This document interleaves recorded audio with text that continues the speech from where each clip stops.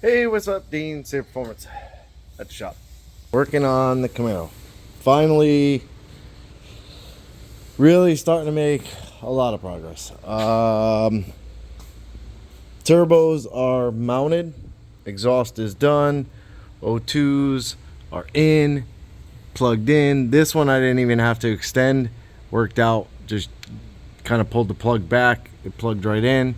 This one I extended, you can see from there up, made it extra long so that I could put it up and get it into the harness on the other side, this harness here.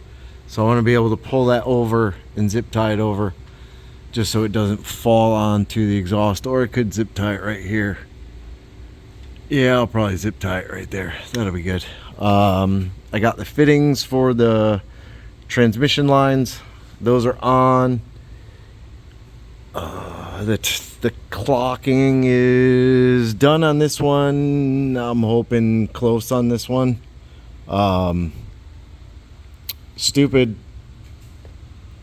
Ordered a 2-inch intercooler kit, piping kit, so that I can make this side come from here down, over, up, and in, and 2.5 inch showed up. So I just reordered like 90s and stuff like that. But regardless, I've got the intercooler mounted. I TIG welded these tabs up onto the bumper here and here, and then kind of wedged it up inside this and bolted it together. It's freaking sturdy. Then I started up at the throttle body, up there. Yep, right there. You can kind of sort of see it. The light is killing me. Yeah, I started at the throttle body with a 3-inch 90 coupler, then 3-inch tube down, made the mass airflow plate. I milled it today, and then cut it out, drilled it, tapped it. Then I reduced it to 2.5. There's one coupling right here, comes through like on a 45, is welded to another 45, that's welded to a 90, that's then got the coupler with the worm clamps. Don't know, that's how it came to the intercooler. Then I started over here. This side's much more difficult, being that it's going straight back, whereas this one kind of came in and it gave me some room. This one's got to go straight back. So I started at the turbo, and I used one of these that I had, a 2 by 2.5 inch coupler. I think I just ordered these, I don't remember, but so I shoved that on and then took a piece of 2.5 inch straight, and you can see I ovaled it a little bit. I did it in the press. I didn't beat it with a hammer. I did it in the press with a piece of square tube over it to kind of get it to go down even, and that tucks right back there against the frame. I had to cut that bolt off right there. Not a big deal. So it has a little bit of wiggle room. The battery cable still sits behind it, and it's loose. Right now I'm just trying to figure out, I at first had like something going on. That piece there, that comes off the intercooler, goes through, and then kind of came up in, and there was no good way to get it back. It kind of had to go like back and over, so there wasn't really a good way to do that. So then I thought, well, I can't put that big of a piece up in there because it's got to get snuck up through here and then jogged and fought. I don't even know if I'll get this piece back in. I can only get this coupler to here up in there. So I'm not sure if adding 8 inches, 6 inches, like I think I added 6 inches. I'm not sure I'll be able to get it up in there with the coupling on. So I might have to pop the coupling off and fight to get this thing up in there. But we'll do what we got to do to get it up in there.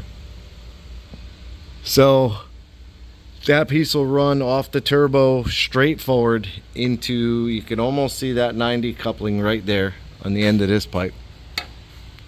And this will sit like, kind of like this, and then I can come off of here, or I could even turn this like that and connect to this pipe here.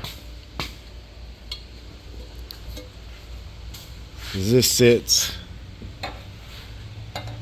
like that, and right now this tube will go up through there, but it just gives a weird angle. So might have to use another coupler right there, not sure. Trying to use as little couplers as possible, but gotta do what I gotta do. So everything I'm doing too, like this 90 that I cut the leg off, you can see the bead right there. So everything I'm doing, I'm bead rolling the ends so that they go on nice. This one's not all the way together because I got to put the blow off valve on. You know, you can't really see it, but they're all bead rolled. So yup. Magnum, haven't touched. Tried to start it today, wouldn't start. Put gas gauge works, cool, but it wouldn't start. It kind of fired and then didn't fire. So I'm not sure if maybe the injectors are clogged or I may have jacked up the tune. I don't really know, but something was going on before where it was like I was having to pull a ton of fuel to get it to idle. So now whatever it is may have fixed itself and I need to add a bunch of that fuel back in. Not really sure, but I haven't touched it. I haven't messed with it. Haven't had time to do Jonathan's Ranger. Haven't even touched that. So I'm just trying to get this one done. He's excited about it. So trying to give him something good, the best I can, which I think I'm doing a really good job. You know, if I don't say so myself, I think it's coming out really sick. So the other issue, but the other thing I'm gonna have to still address is the oil feed and the drains, which I have all the stuff coming. The scavenge pump, a hob switch, because I'm gonna run the scavenge pump off the hob switch so that when it sees oil pressure, it'll turn the hobs pump or the scavenge pump on. And that'll be probably the 12-volt trigger for a relay, but there's not a lot of room to put this pump, so I'm kind of waiting to get this pump, and I might have to mount it kind of sideways right here with a fitting. I hope not, because I really don't want anything. You could see nothing except for that tiny little piece, which I could trim that off, but nothing sits below the car, like the frame of the car, the subframe of the car, whatever it is. I believe that right there would be like driving down the road. So there's nothing underneath the car, and I'm trying to keep everything up. So the scavenge pump has me a little bit worried as far as mounting it and plumbing the lines to it. There's just not a lot of room on this car. Might be able to mount it up in here. I don't know. I got to get the pump. I'm still waiting for it. So, but yeah, this is what I'm doing. What else? Nathan's motors up at the machine shop. Crank doesn't fit in the block, so we think the block might need to be line bored. So that's at the machine shop. The guy, there was whatever, long story, but won't do that. 383 all apart, can't find anything wrong with it. No idea what this noise is that they heard. I don't think it's going to be a bearing because the oil was absolutely spotless. That's just drips of stuff in there. So I have no idea. No idea.